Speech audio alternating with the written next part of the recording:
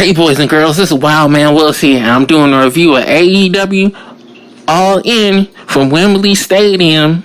And I have to say, even though some people complained about the build of the show going towards the show, but they put on one of the best pay-per-views I've seen in a long time. They had satisfying endings. They do a whole bunch of bullshit, and they didn't waste no time. It went from match to match, to match to match. It didn't give you any time to get bored or slow down, and the crowd was hyped from beginning to end of the whole show, so that made it even better to watch. And the matches were from good to excellent. And you can't say that too much about a lot of pay-per-views across the board, but they showed that they could sell the tickets and put on a show that made it worth watching, and the fans liked it. So that was even more important at the show. So we had 11 matches. First, we had MJF and Adam Cole versus Aussie Open, and this was telling the story from the rest of the whole show going towards the main event. And surprisingly enough, Cole and MJF beat Aussie Open, so I was surprised about that. I thought they was going to lose that match so they can have tensions going in to the main event, but they won. So they're going to tell a longer story with them tag team belts and with how the match ended. So then we had Hook versus Jungle Jack Perry in the FTR rules match. That didn't overstay it welcome. It was long enough to get the point across, and Hook got his title back. So they put on a decent match. Jungle Jack is doing much better as a heel. He's working on it, so kudos to him. So we had the main show. We had CM Punk versus Samoa Joe. They put on a good match. Punk and Joe just has a great chemistry in the ring because they didn't wrestle each other. The match ended was a basic ending, so we all knew CM Punk wasn't going to lose. So, but yeah, they had to make up for that match they had against each other during the Owen Hart tournament. So they had to make up for that because that match wasn't all that great, but they did better with this one. So then we had Takeshita and Bullet Club Gold versus the Golden Elite, and the crowd loved Kenny Omega and Hangman Page.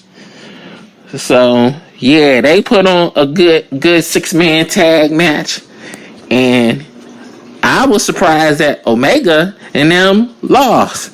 So that's probably going to put Takeshita and Omega at All Out next week. So that's a good way to set up that match. And Bullet Club got to get the shine too as well. So that was a smart move with that. And one of the bangers of the night might be one of the best matches of the night. Of course, FTR versus the Young Bucks. And they put on a clinic from left to right. FTR won the match, but the Young Bucks left out like some little old crybabies because they lost. They wouldn't even shake FTR's hand.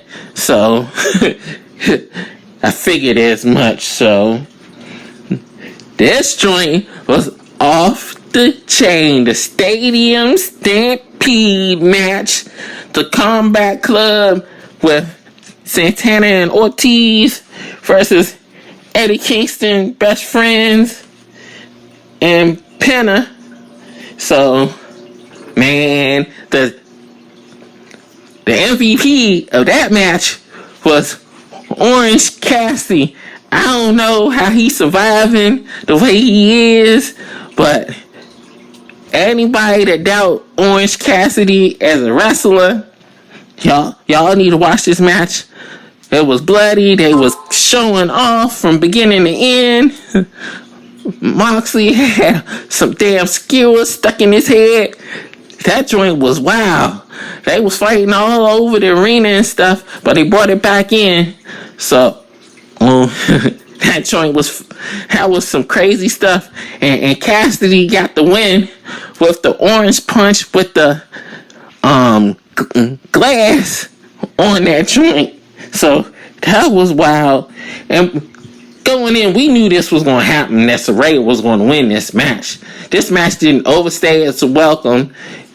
It told a pretty good story, and I don't think the Outcasts are going to be together no more after the way that happened, especially with Toni Storm accidentally hitting Saraya's mom in the face. So we have to see what they do with that later down the line. So yeah, they had that match because they had to do a little calm down after the stadium stampede. But yeah, that match didn't really last that long. It was 8 minutes, but it told the story and it put across the point. I'm kind of glad that Britt Baker didn't win. So that was a blessing. And Darby Allin versus Sting versus Swerve and Christian Cage. They put on a match. Sting can still go. I almost thought they was gonna lose, but you can't keep Sting down, man. And Swerve did a hell of a job too. So I give it up to him and Christian Cage. And that also sets up the match with Luchasaurus and Darby Allin. I don't think Darby's gonna win that match next week at the pay-per-view. So yeah, but yeah, that coffin match was pretty cool. Will Ospreay versus Chris Jericho. That match was good for what it was. I'm glad that they put Will Ospreay over. We knew Ospreay was going to win that match. Jericho wasn't going to take that win from Ospreay. So that was a smart move. So I was happy about that. Then we had, next to the last match of the night, we had the House of Black versus the Acclaim, and not daddy ass, but badass Billy Gunn. So they told a decent story with their match too. And shout outs to the House of the Black coming out with the fireflies and the lantern. The shout out our fallen comrade of wrestling, a brother Bray Wyatt. So I'm glad they did that for him. That was just a cool visual. So I was happy that they came out like that. And I was thinking House of Black was going to win that joint, but guess what? They sent fans home happy with the Acclaim and badass Billy Gunn beating House of Black. And the House of Black gave them the belts after losing the match. So that was a nice touch too as well. So I was happy about that. And then we had MJF versus Adam Cole. They both wrestled their ass off. They both told an amazing story.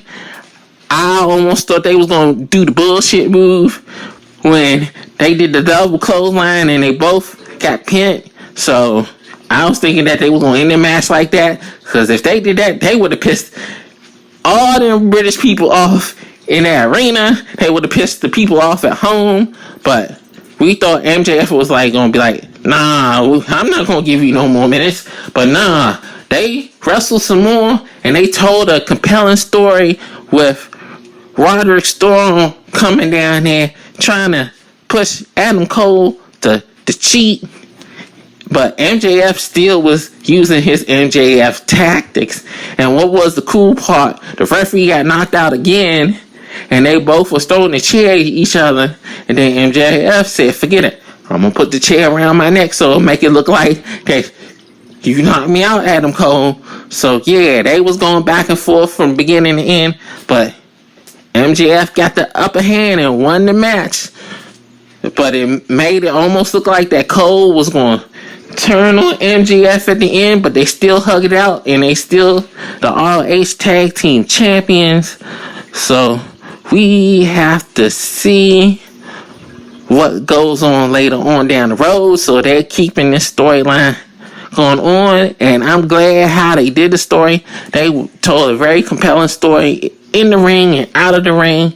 So I'm glad they ain't jumped the gun so quickly with turning Adam Cole, because when it happens, that joint gonna piss a lot of fans off, and they marinating it. They letting it simmer a little bit. So I'm glad they just do it right off the bat. That was smart thinking on their end. So yeah, AEW proved the point of all the bullshit that they claim that was going on backstage. I don't know if I really don't believe it's true, especially after how well this whole show went off. It wasn't really no shenanigans. It wasn't really no really messed up moves. Maybe a couple slips here and there, but other than that, yeah, great pay-per-view. Probably the best pay-per-view this year of wrestling so far across the board. So, yeah, this is Wild Man Will signing off. See you next time.